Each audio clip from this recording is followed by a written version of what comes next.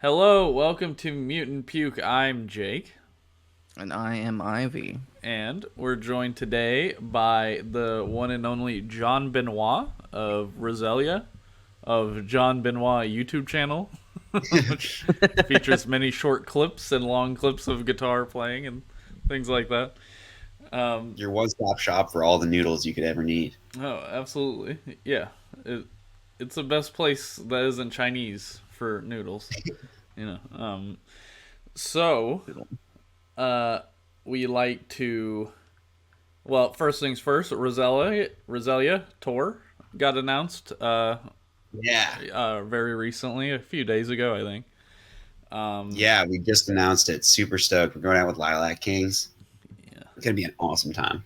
Yeah, and you're touring mostly in like Texas and that sort of area, Texas and California. Yeah, Texas and just West Coast stuff in general. Okay, and Not hitting everywhere yet, but getting it started at least. yeah, and is Daisy going to be with y'all on that tour? Nice, Indeed, yeah. nice. I always wonder because you're definitely based in the West Coast, and Daisy is definitely based in East Coast. So how's that work with Roselia, and touring and scheduling and all that? Does it make it kind of a nightmare or?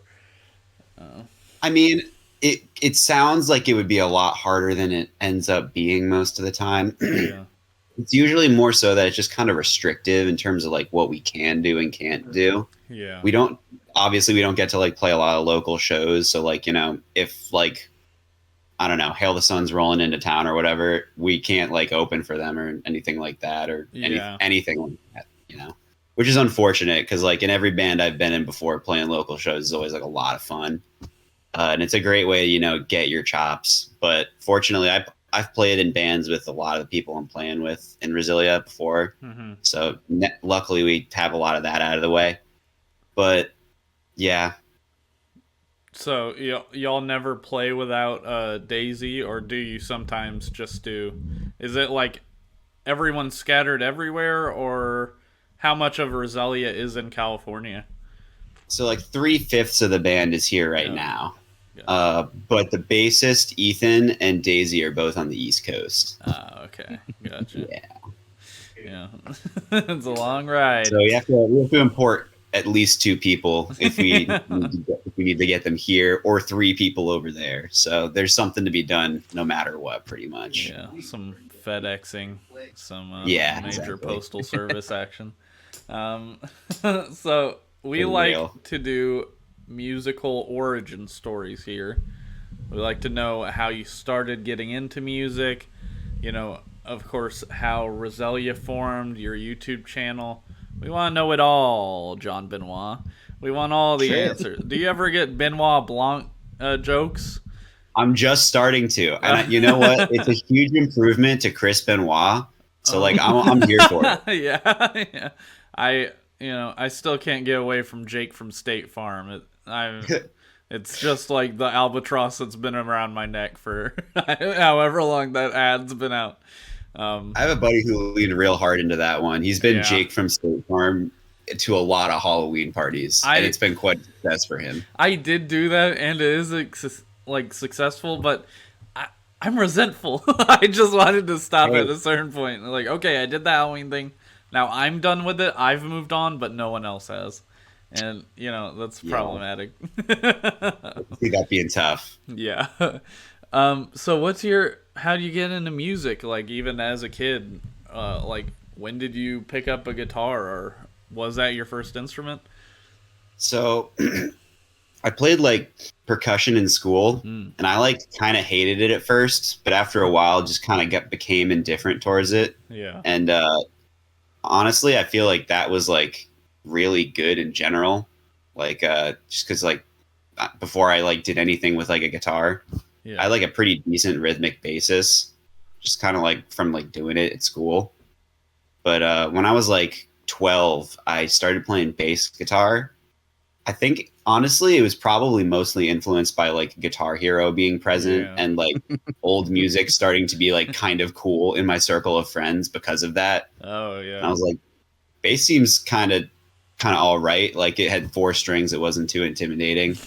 and it like kind of felt cool in the hand. It's like really heavy and stuff when you're like 12, and I just kind of like dug that. My brother played guitar a little bit, so like it was kind of natural, and I was like, yeah, I'll do something like that as well.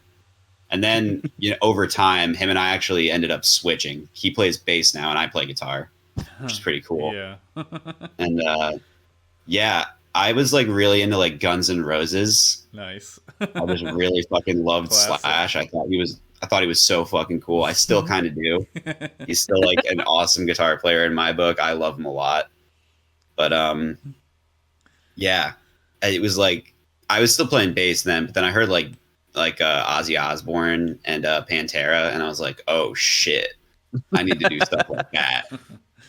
And then I like started playing guitar a whole lot more. And yeah, wasn't long from then I heard like the Fall of Troy and the Mars Volta for the first time, and I was like, whoa. Ooh. It took me a while to like really get it, but like it Yeah. definitely made quite an impression on me. I was like, oh, you can play like that, huh? Yeah. That's crazy. Yeah, especially Mars Volta. They really soundscapes, interesting soundscapes. They sort Yeah, of, the Fall of Troy was definitely made a bit more immediate sense because like, oh, they're shredding, Yeah. and he's also singing at the same time. Yeah. That's nuts. Still kind of blows my mind when I see that shit. Yeah, especially the age they were when they were putting this stuff out. Like, Dude, it's insane. Thomas was like straight up innovating the style, like fucking like 16, 17. Yeah. Unreal shit. Like, for real. Yeah, they call it But yeah. swancore, but I don't know. Thomas Eric. That's what I'm screaming, man. Like, he straight up made that shit up. But Will definitely had put his stamp on it. Like, the DGD brand of guitar playing is a little bit different. Yeah, to his credit. Agree. It's like, yeah. but sure. it's all fucking cool, stylistically. But yeah, then eventually, like, what really fucking did it for me was Coheed and Cambria. They're my favorite band ever, like, by far. I love all like that, like, really progressive post-hardcore shit, but like Coheed's like, that's like my favorite shit. I feel like we could talk about music for hours and hours. You're just listing out the faves, the Jake faves over here. Yeah. But yeah, that as far as like the band shit goes, I was playing with the same drummer for like 10 years through like bands in high school and college. Yeah. And then that led me to meet the guitar player and the bass player in Resilia, because they were in my last band in college. Mm-hmm. And as soon as that band was kind of crumbling, I was like getting really into like Hail the Sun and shit. Oh, yeah. And I was like, I want to start writing some stuff like this. And smart move. Yeah. It was around the time when everyone was having that exact same idea. Yeah. Definitely not the most unique thought, but definitely a fun one. I'm glad I had it. It was a boom. It was a big boom around that time. Yeah. Like, let's say, instant gratification, mothership era, like that 2016, I guess. Just a huge boom of swancore stuff. It was, Yeah. I mean, it was exciting back then. It was super sick. Yeah. Yeah, when Mothership came out, that was like so hype. I still think that's their best record. I agree. It's like yeah. crazy good. I disagree. I'm curious to hear what your favorite is. Like, I guess from the Tillian era, I like Instant Grat the best. It's a good pick. That's fair. It's a good pick. I think it gets shit on a little more than it needs to by some people, in my opinion. I think all three of those records are super fire, and all of them have a really good like case to be someone's favorite, especially now that Acceptance Speech Part 2 is out, or 2.0 is out. Yeah. Updated mix is a lifesaver. I'm kind of like a gremlin. I like that old mix. It's just what I'm used to. It's like almost There's like a nostalgia. couple tracks where I'm like, okay, the weird like insane reverb is like definitely a vibe here. Yeah. But but yeah, they fed off with the artificial selection, in my opinion. see, what's funny is everyone says that, and I still really like some of that record. Like Hair Song goes fucking hard, in my opinion. There's a few spots where they really nail it, but I don't know. All the package all together, always felt so weird. Like, to me, Afterburner is yeah. where I was really still trying to love it a lot, like, and just was like, "Ah, this is like one of my favorite bands." Yeah. Please, But guys. it's cool. They're doing what they feel like doing, I guess. Yeah. Yeah. um, the- so I just want to say that you starting out as a bassist makes sense to me because I do feel chill bassist vibes from you. You know, I feel like there's guitarist Appreciate vibes and that. then there's bassist vibes, and I do get the bassist vibes from you. I like being lumped in with that a lot, with them a lot better. So I appreciate that. um, so you mentioned you had a few bands before. How many bands have you been in? And is Resilia like the most like the band that's done the best in terms of your career? Resilia has definitely done the most. The last band I was in, the singer was like on The Voice, so for a very Really? short period of time, that band had a lot of exposure for like one moment. Huh. But uh, it's mostly Resilia is definitely, as far as the music itself, it's done the most. Yeah. But yeah, I've been in like, let me think. I was in a thrash metal band, in that was my first band. Uh-huh. Then that band turned into an alternative rock band Yeah. somehow. As it does. I was probably had something to do with like Coheed. Yeah. Yeah. Yeah. And then after that, then that band kind of turned into a different alternative rock band in college. And then I played with like this like I don't even, they're like just kind of like an emo band Yeah. sort of for a little bit. I was kind of just a fill-in guy, but I played with them all the time. So that was like I was kind of in that band. So I think that's like 4 and then Resilia 5. Yeah. So Resilia kind of started off with like it started off. Let me get this right because I'm pretty sure I know. I'm pretty sure I know. It starts off instrumental, and then you got some guest vocalists on those instrumental songs, Mm-hmm. and then y'all kind of, it seems like you and Daisy worked the best together. So maybe that's why y'all decided, fully on her as your vocalist. How did That is yeah? That is very close to how it went down. Damn it! So we were not an instrumental band by choice. Oh yeah. It was really like just fully a product of the situation. Yeah. Like I was trying to, so I like moved to LA in 2018. I was trying to find a vocalist out here, Yeah. but it just really wasn't working out for me. And then the pandemic happened, and I think I put out Royal Flush like right before the pandemic, but instrumentally, just because I was like, Yeah. okay, well, fuck it. I just want to, do something, Yeah. And then pandemic happened, and then no one had fucking anything to do. So then it was a lot easier to get people to sing on my shit. Yeah. Yeah. Yeah, you used to or you like dropped it. At least this is a story I was told from Daisy, is that it was like that original instrumental was put in like an old like Facebook like group. Yeah. Mhm. And then she saw it and she really liked it. And it's like, "Oh, this is sick." And then y'all like reached out to her to do a feature on it. Yeah. Was it Swan posting? What Facebook group? I'm not sure which one she saw it in, but I definitely posted in like all of those. And this was back when John Homies was still kind of a thing too. Yeah.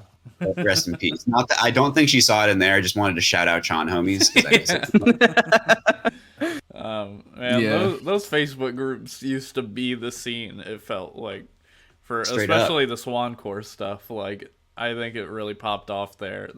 There was some Reddit stuff, but no one really used Reddit back then. For DGD anyway, or talking Yeah. those sorts of bands. I'm like just getting into Reddit now. Like in 2023. There's still time. Yeah. There's some cool shit on there. I'm just figuring out. But Yeah. better late than never, I guess. So, sorry, resetting my brain a little bit. All good. So I've noticed here on your Spotify page that Gambit has 1.5 million streams. I Yeah. didn't realize it popped off like that. I'm just gonna make a crazy guess and say maybe it's related to TikTok. Could it possibly be? If it is, I don't know about it. Really? That Really? Yeah, that song is. I don't really fully understand. Like, I don't. I'm like just. I don't understand the numbers. I don't know how to Yeah. like really track all that shit. I'm not good at that kind of stuff. Yeah. But like, it's done like really fucking good. Like It. it's gone viral almost. It seems like that's so many plays. Uh, like when did that number start going up? Was it like as soon as a song came out, or did it take time?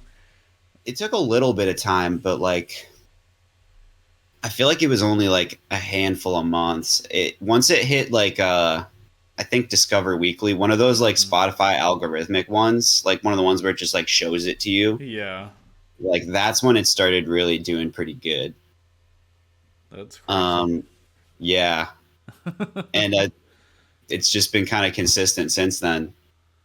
Yeah, yeah, that's so Shout cool. out to Joey Holiday on that one for real. That was the first one I heard that he was that man has the quickest turnaround out Yeah, of anyone I've ever met for his vocals. It's crazy, and they always sound fucking money.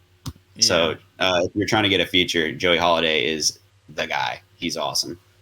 But that was the first song I heard with vocals, and I fucking cried my eyes out. I was Wow. so sick. Yeah, Shout outs to him for real. that's awesome.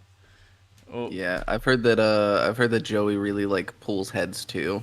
I've heard that he has like kind of like a little cult following of his own. Like people that love him like absolutely adore him. So oh yeah. it's Oh, cool yeah. that you got that feature and then it's just popped off like that. Because Yeah, I don't I think I actually heard it through like a playlist the first time. Yeah. Yeah. And then song actually came up in my Spotify. Nice. That's awesome. Yeah. The holiday heads. We're all around. Holiday. Yeah. That's what's up. So, your most recent single was in 2022 in August. Yes. You know, you got a tour coming up. Seems like you got some stuff coming up. When can we expect a new Resilia song? More than a song? I mean, The announcement for like we're gonna like announce when we're gonna drop the song, a song, perhaps more than one song, perhaps. Pretty soon. I'm not exactly sure what the day is, Yeah. but it is coming at you quick before you know it. ooh. Yeah. That's exciting. Yeah. Yes. I think it's almost like expected now that if Daisy goes on a tour with one of her bands that there's going to be some kind of release to support it basically. It's a pretty good strategy. Yeah, it works really well. Yeah. It definitely bumps up the numbers and gets people excited. Yeah, Daisy is definitely the brains of the operation, like in a big way. Yeah. Wow. That's exciting. You write a lot of the music, right? Like, Yeah, you're the main like writer. for sure. Yeah. I'm actually curious, like, what your process for that is. Are you like more of a person that just kind of like writes an idea and then like records it and builds off of it, or you like sit down and like work it out like very like meticulously, or like a little bit of both? It's kind of a little bit random, but there's two main ways that I like try to write music. A lot of the stuff on this record was written like hybrid guitar and Guitar Pro. Mhm. Like I would write like one or two riffs on the guitar that I was like, yeah, this is worth putting into a song or something. And then I'd pretty much just try and like make an actual song around it. Like Gambit and Royal Flush were all guitar, but then like the pandemic happened when I was writing most of the new stuff. And I was kind of just like like hanging out a lot and got bored of like just playing guitar at a computer. So then I would sit at a computer and then like play guitar like a video game on Guitar Pro, and that ended up being like a really fun way to write. Yeah. So that's how I did most of it. But I'm trying to step away from that for the next batch of stuff I'm writing. I'm trying to just play more guitar again. Yeah, that's cool. Yeah. I like that. So, of course, the single strategy, the tour strategy, it's kind of brilliant, a brilliant innovation, it seems like, in this sort of modern landscape for, streaming and all this stuff. Do you think there's room in the future for a Resilia, like, album or EP? Are we ever going to see that? Yes to both. I definitely, the next, like, batch of stuff we're planning on doing, which we're, like, I have a bunch of stuff written. We're starting to like learn how to play it right now. Mm-hmm. For that stuff, I kind of want to make it more of an album or a longer EP. Mm-hmm. We'll probably still drop it in a similar fashion though, with a lot of singles. Yeah, it's kind of just like the best way to do it to get the most buzz around the stuff every single time something's dropping. Yeah, as opposed to dropping like 6 good songs at once, like dropping 6 good songs individually should theoretically do more for you. Yeah. But I do like wish we had more stuff that was listenable and like I can listen to like a bunch of these songs at once in a like a regular album kind of way. Mm-hmm. Mm-hmm. Yeah. I do. So hopefully that gets done soon. But we're kind of waterfalling all of the stuff that we have out now into something, so we'll have something like resembling an EP. Okay, gotcha. By the time all this stuff's out. Cool. And I love your alligator motif on all the art, like especially the new olive art with the little microphone on the building. I love that. Is there like some sort of alligator greater universe? Is there any lore in your head that goes with this art? At this point, yeah. Really? I don't. It's not like solid lore. It's usually just like when we're in the group chat, we'll like shit post about the alligator. Awesome. Yeah, I'm sure each of us has our own alligator headcanon of some kind, but. I like to think there's like an alligator. I like to think there's like a little alligator society. Yeah. But the other interesting thing of that is that on the first art, there's like there's like people under the alligators too. Oh yeah. So there has to be some kind of interfacing between like the alligator architecture, the alligator people, and like the like normal humans. I don't know. Yeah. It's a lot to consider. Yeah, for sure. I'm ready for a Z2 comic book or one of those. I got a Z2 comic book before I wasn't happy with the quality, but we don't gotta talk about that. Yeah, I mean, I'm a Coheed fan. I'm definitely definitely a good suspect for that kind of thing. Yeah, I have a Coheed. So I went to see Coheed. Oh, I've seen them twice actually. I went once. In the middle of their set, I got a stomach ache. I had to go to the nasty bathroom. Oh no! And I got toilet water on a copy of a comic book I had bought from them. No, it was tragic, but a very Jake adventure. Honestly, our listeners will not be surprised to hear any of this. But we did ask you like what is a band you'd like to rank some albums for, and you said The Fall of Troy, of course, a classic progressive post-hardcore band, one of the best out there to this day. What we're gonna do is we're gonna start with our least favorites. We're gonna go round robin. So let me pull up my notes. I'd say there's 6 albums, right? Yeah. I got it pulled up on it. Fall of Troy from 2003, the self-titled record.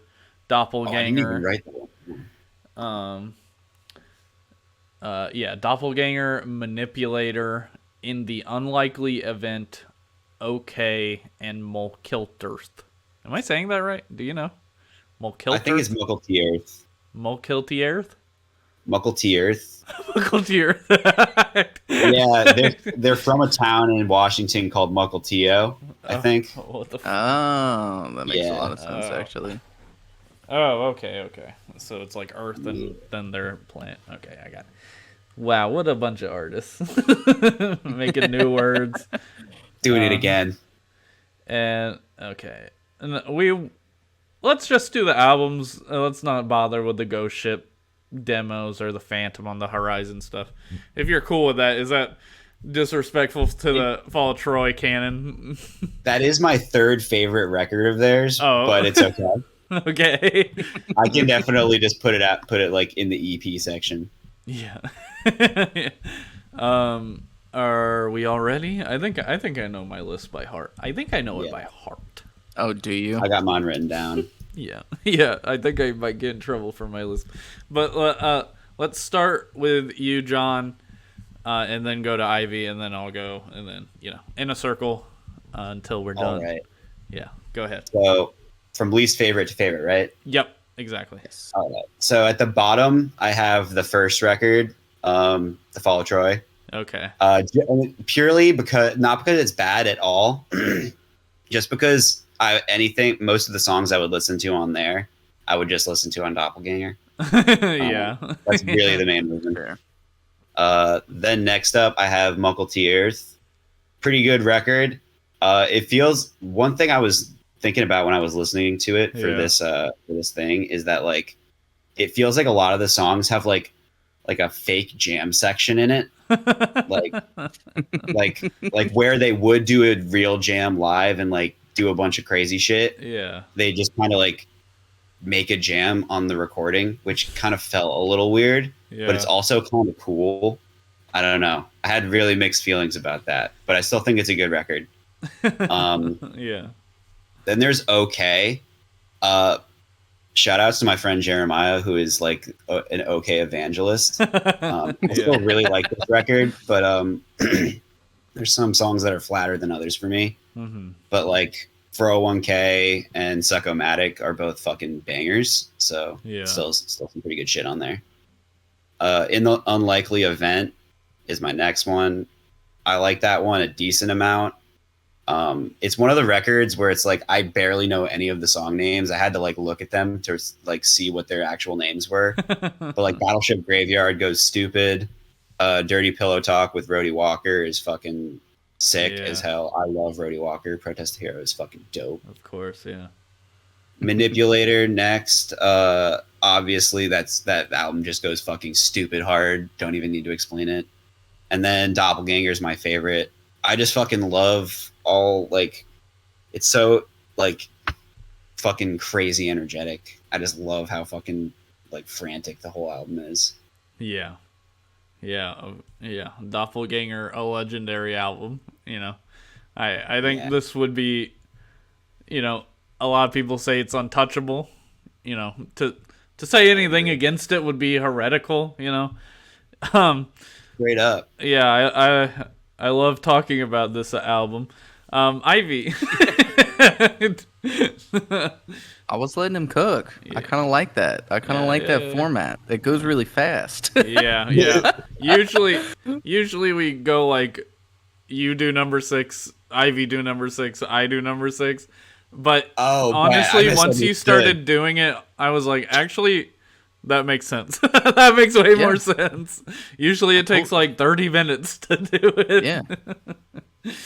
And now we're letting them cook. No, yeah, honestly, you cooked it.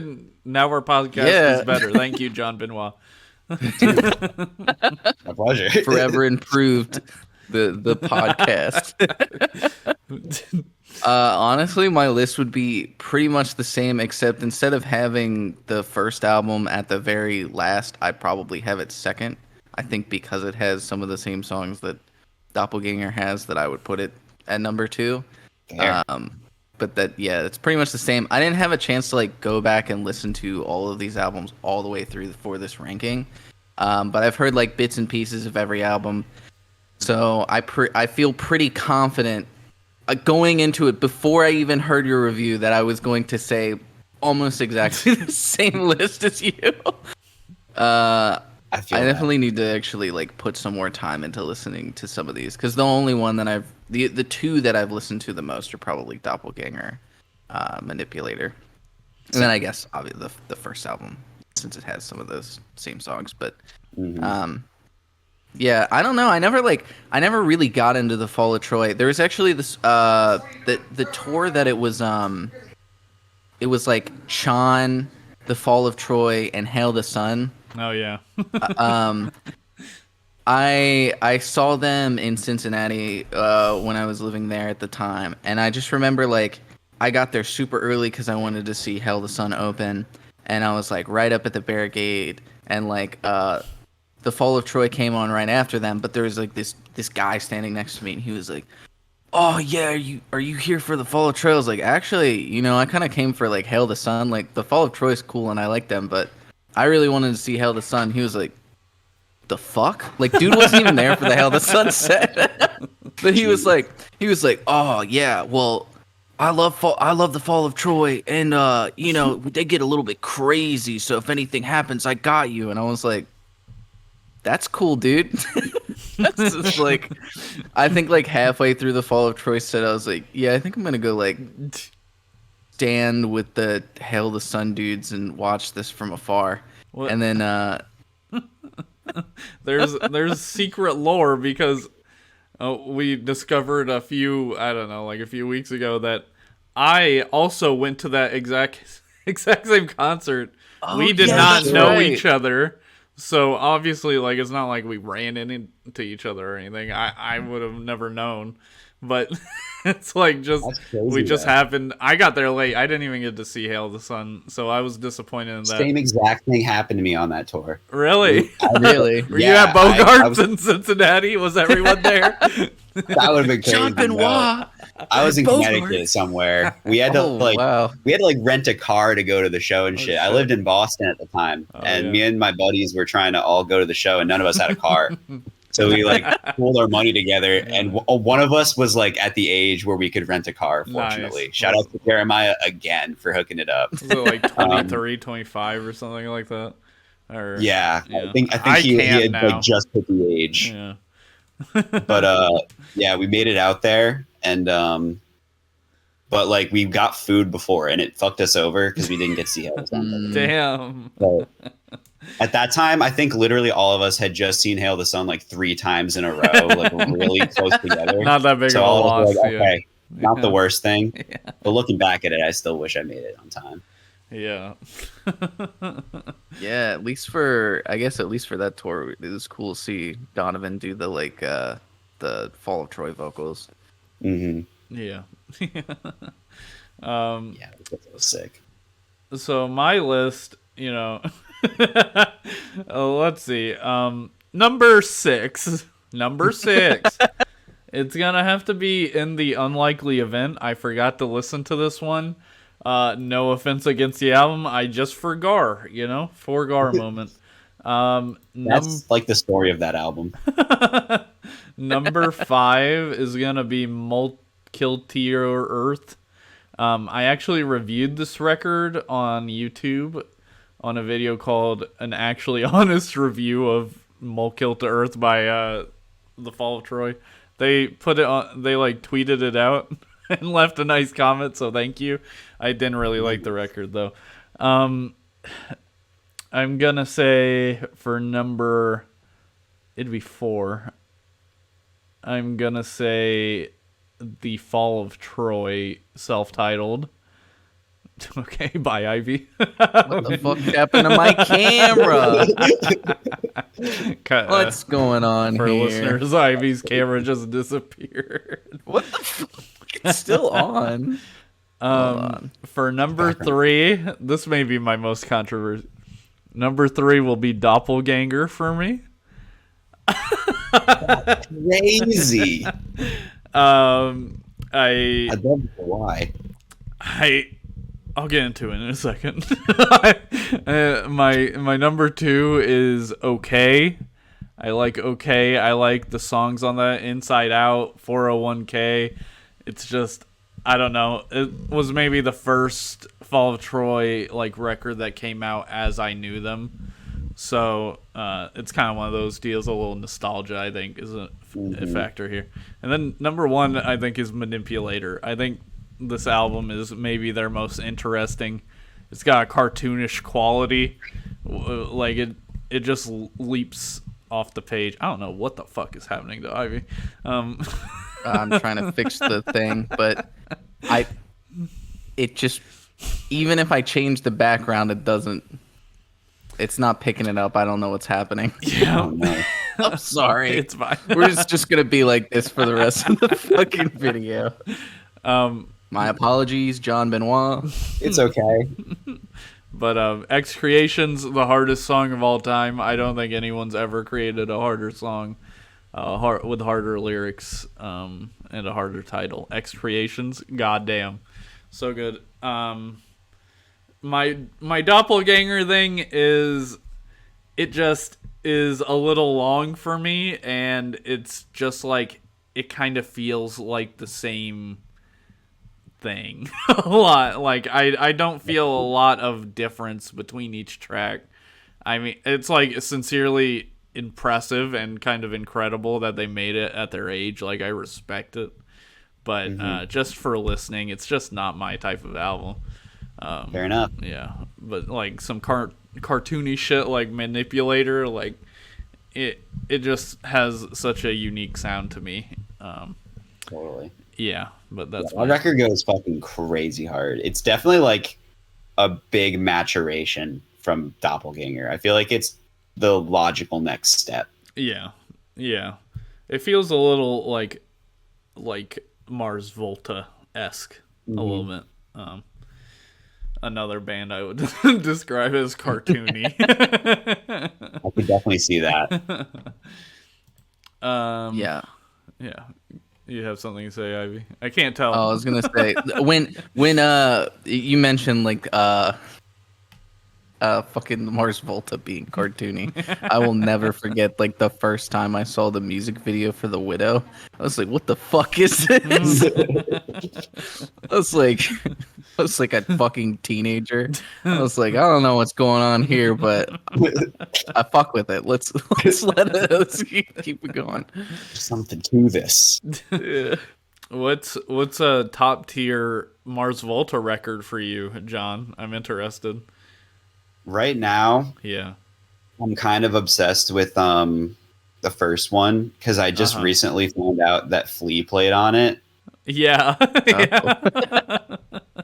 It's an interesting record. It's like produced by kind of a pop guy. Like, it's like I'm kind of just trying to learn more about the Mars Volta right now because I'm finding out that they've done a lot of weird shit. They're I wasn't aware of besides the music. Yeah, their Wikipedia for Bedlam and Goliath, great read. Great read, because I'm sort of a cynic, a skeptist. I'm going to say the stories that are associated with that Wikipedia are not real, but they have a whole bunch of stories about like their sound engineer going crazy while trying to make it, like the studio flooded 5 times or something crazy like that. It's such a funny backstory to that record that when I first read it, it like enamored me with that record. I was like, wow, some supernatural shit happened to make this album a masterpiece. Yeah, dude. Yeah. They're crazy. Yeah. And I'm like I was just teaching at a music school. Yeah. And I was doing like a Red Hot Chili Peppers show.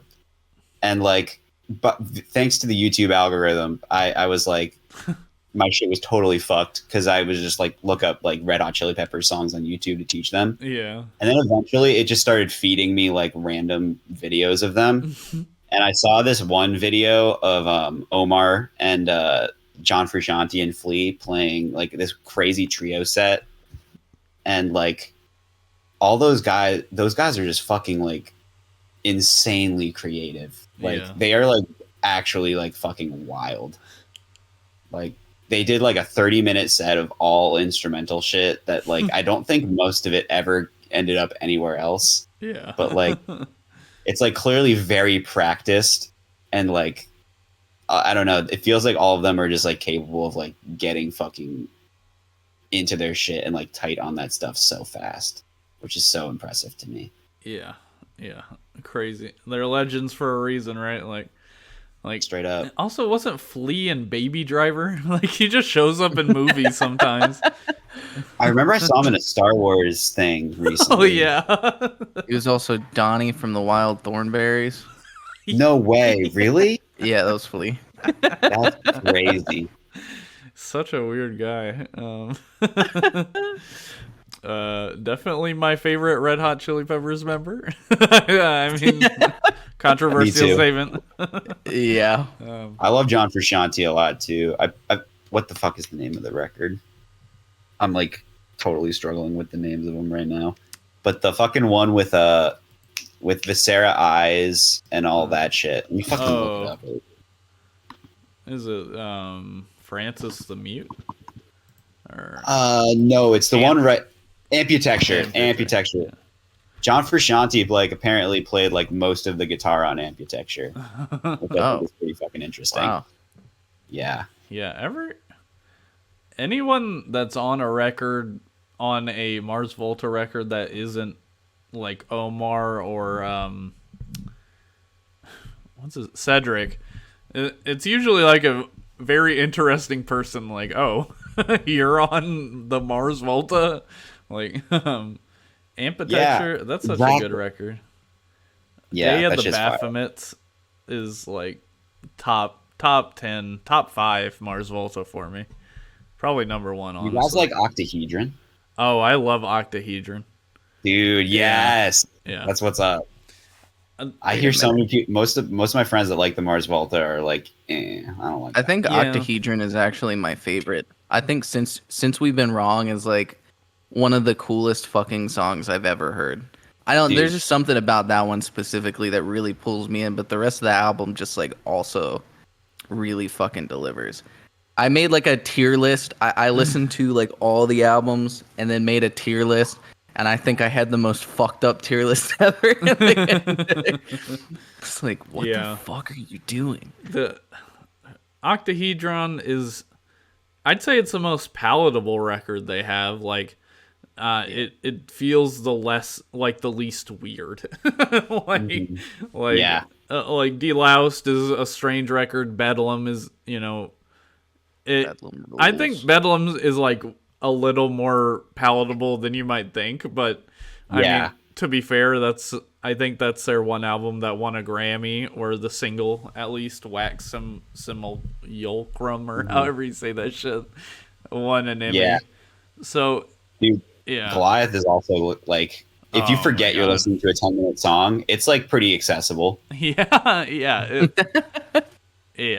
Goliath is one of the best, another top 5 song, honestly. That record is insane. Oh, I could talk Volta forever. Yeah, it's so true. I was like, I've been in this whole like listening to a shit ton of Closure in Moscow, and then I was like, God, I want to just keep listening to the Closure in Moscow, but I got to listen to something else, just something else. So I like a couple days ago, I was doing a shit ton of work, and I just threw on the Mars Volta. I was just listening through the fucking albums, or going back through Francis the Mute particularly. Get through those 12-minute songs. There's 2 records I haven't listened to them still. Kind of like a weird. I've said this before on the pod. I'm sure it doesn't make sense to anyone but me, but I've been saving a couple Mars Volta records because I thought they were gone forever.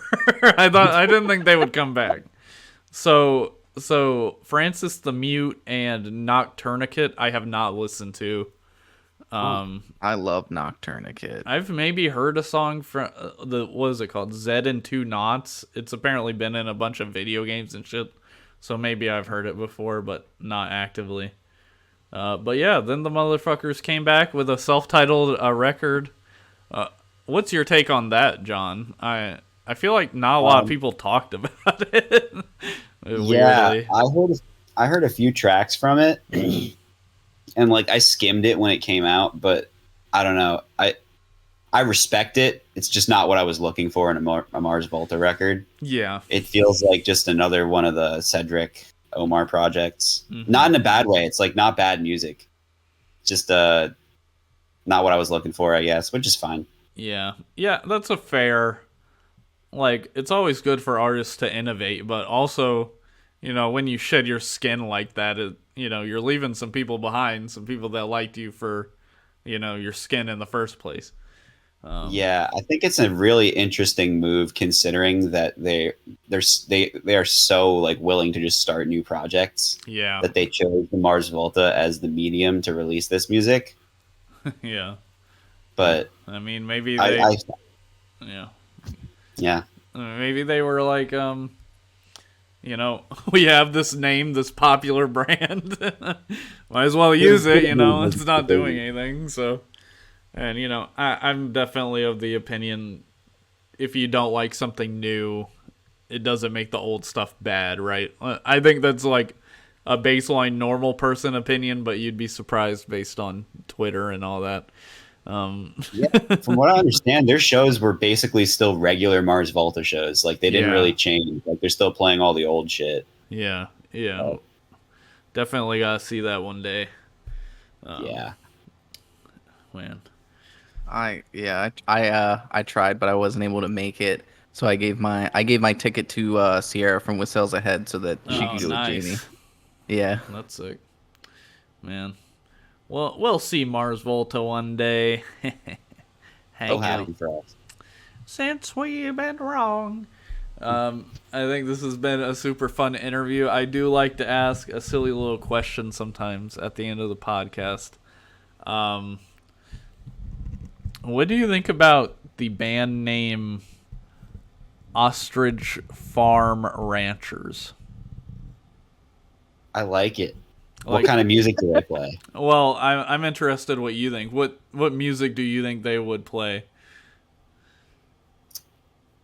Are they? If they're a good band, I feel like they're a punk band. If they're a bad band, I feel like they could be ska.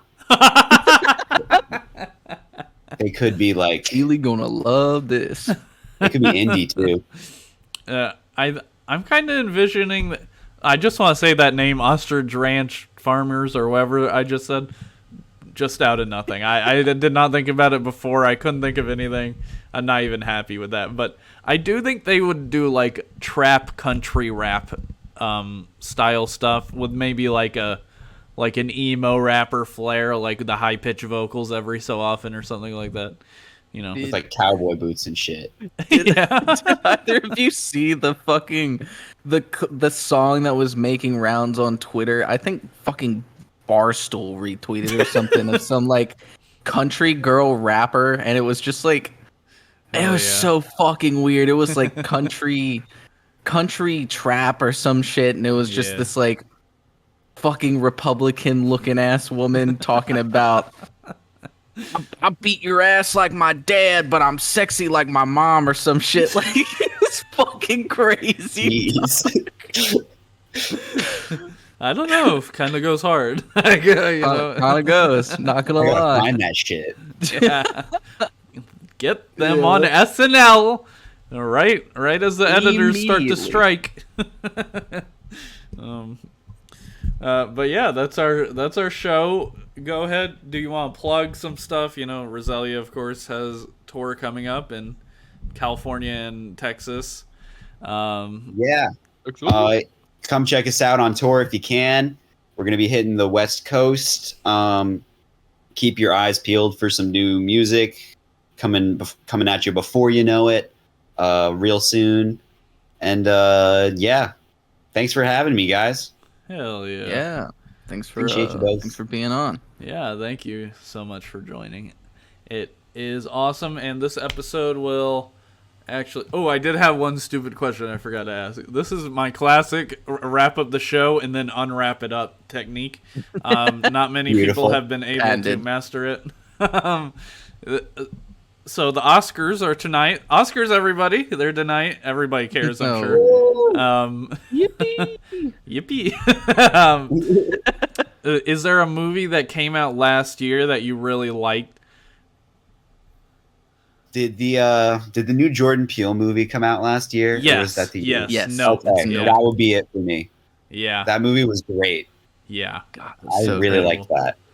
The scene. I think that was my number one when we did the movie thing last year with Jamie. Yeah.